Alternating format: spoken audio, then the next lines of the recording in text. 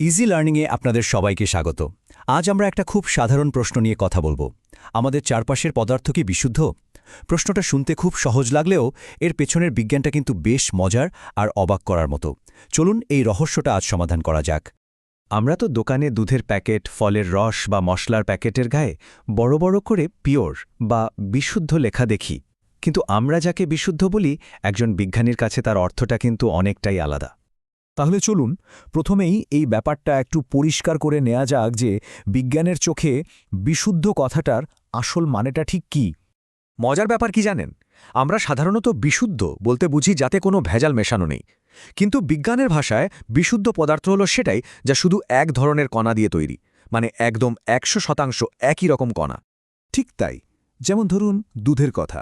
আমরা তো খাঁটি দুধ খুঁজি, কিন্তু বিজ্ঞানের চোখে দুধ মোটেও বিশুদ্ধ পদার্থ নয়, কারণ এর মধ্যে জল, ফ্যাট, প্রোটিন সহ আরও অনেক কিছুই মেশানো থাকে।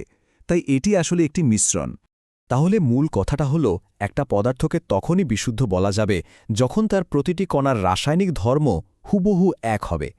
যেমন ধরুন এক টুকরো খাঁটি সোনায় শুধু সোনার পরমাণুই থাকে, অন্য কিছু নয়। বেশ, তাহলে দুধ বা এই জাতীয় জিনিসগুলো যদি বিশুদ্ধ না হয় তাহলে ওগুলো কি?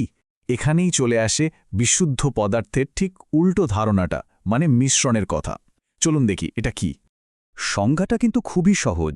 যখন একের বেশি বিশুদ্ধ পদার্থকে একসাথে মেশানো হয় সেটাই হলো মিশ্রণ। যেমন বিশুদ্ধ জল আর বিশুদ্ধ চিনি মিশিয়ে যখন আমরা শরবত বানাই, ওই শরবতটা হলো একটা মিশ্রণ। সত্যি বলতে কি, আমাদের চারপাশের বেশিরভাগ জিনিসই আসলে মিশ্রণ। সমুদ্রের জল থেকে শুরু করে মাটি, বাতাস, এমনকি আমরা যে কোমল পানীয় খাই, সবই কিছু না কিছুর মিশ্রণ। কিন্তু সব মিশ্রণ কি দেখতে একরকম? একবার ভাবুন তো, চিনির শরবত আর এক গ্লাস কাদা জল কি একই রকম? একদমই না। আর এই পার্থক্যের ওপর ভিত্তি করেই মিশ্রণকে মূলত দুই ভাগে ভাগ করা হয়, সমসত্ব আর অসমসত্ব। এদের মধ্যে মূল পার্থক্যটাই কিন্তু চোখে দেখার। সমসত্ব মিশ্রণে উপাদানগুলো এমনভাবে মিশে যায় যে পুরো মিশ্রণটাকে একই রকম দেখায়, আলাদা করে কিছু চেনা যায় না। আর অসমসত্ব মিশ্রণে উপাদানগুলো আলাদা আলাদা হয়ে থাকে, যা সহজেই বোঝা যায়। সমসত্ব মিশ্রণের সবচেয়ে ভালো উদাহরণ হল জলে লবণ বা চিনি মেশানো। একবার গুলে গেলে কি আর লবণ বা চিনিকে আলাদা করে দেখা যায়? যায় না, পুরোটাই একটা জিনিস মনে হয়। বাতাসও কিন্তু বিভিন্ন গ্যাসের একটা সমসত্ব মিশ্রণ। আর অসমসত্ব মিশ্রণ হলো ঠিক তার উল্টো। যেমন জলে তেল ঢাললে কি হয়, দুটো আলাদা স্তর হয়ে যায়, তাই না? কিংবা ধরুন জলের মধ্যে বালি মেশালে যা হয়, এগুলোই হলো অসমসত্ব মিশ্রণ, যেখানে উপাদানগুলো আলাদা করে চেনা যায়। এখন চলুন মিশ্রণের জগতে আরও একটু গভীরে প্রবেশ করা যাক। কিছু মিশ্রণ আছে যেগুলোকে শ্রেণীবিভাগ করা একটু কঠিন, বিশেষ করে সেইগুলো যেগুলো দেখতে প্রায় একই রকম কিন্তু আসলে তাদের মধ্যে অনেক পার্থক্য আছে। আমরা কথা বলছি দ্রবণ, সাসপেনশন এবং কোলয়েড নিয়ে। যেমন ধরুন এক গ্লাস লবণ জল আর এক গ্লাস দুধ, দুটোই তরল, দুটোই দেখতে প্রায় একরকম। তাহলে এদের মধ্যেকার আসল পার্থক্যটা আমরা বুঝব কিভাবে? বিজ্ঞানীরা এর জন্য কয়েকটি সহজ পরীক্ষা করেন। এই টেবিলটা দেখলেই ব্যাপারটা অনেকটাই পরিষ্কার হয়ে যাবে।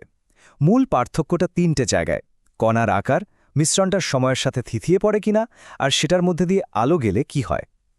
যেমন দ্রবণের কণা এতই ছোট যে দেখাই যায় না, কিন্তু সাসপেনশনের কণা খালি চোখেই দেখা যায়।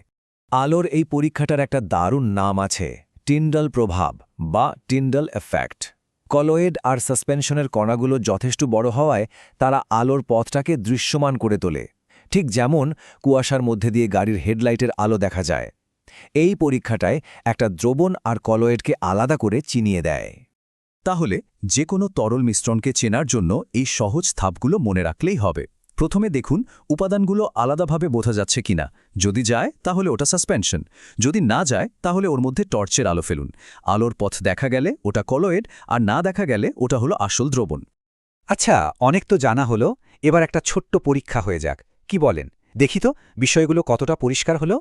প্রথম প্রশ্ন, ভাবুন একটা মিশ্রণের কথা, যার কণাগুলো বেশ বড়, খালি চোখেই দেখা যাচ্ছে, এবং কিছুক্ষণ রেখে দিলে নিচে থিতিয়ে পড়ছে। বলুন তো এটা কি? একদম ঠিক, এটা হলো সাসপেনশন। যেমন জলে চকের গুঁড়ো মেশালে ঠিক এমনটাই হয়। বেশ, এবার পরের প্রশ্ন। একটা মিশ্রণ দেখতে একদম সমসত্ব, কণাগুলো থিতিয়েও পড়ে না, কিন্তু টর্চের আলো ফেললে আলোর পথ দেখা যায়। এটা কি হতে পারে? ঠিক ধরেছেন, এটা হলো কোলয়েড। আর আমাদের খুব পরিচিত দুধ হলো এর একটা সেরা উদাহরণ। তাহলে এখন এই সব কিছু জানার পর যখন আপনি নিজের চারপাশে তাকাবেন তখন হয়তো একটু অন্যভাবে দেখবেন। ভেবে দেখুন তো, বিজ্ঞানের চোখে সত্যিকারের বিশুদ্ধ পদার্থ আমাদের আশেপাশে কতটা কম। আমাদের এই জগৎটা আসলে অসংখ্য রকমের মিশ্রণ দিয়ে গড়া এক জাদুর বাক্স। আরও বেশি শেখার জন্য ইজি লার্নিং চ্যানেলটি সাবস্ক্রাইব করুন।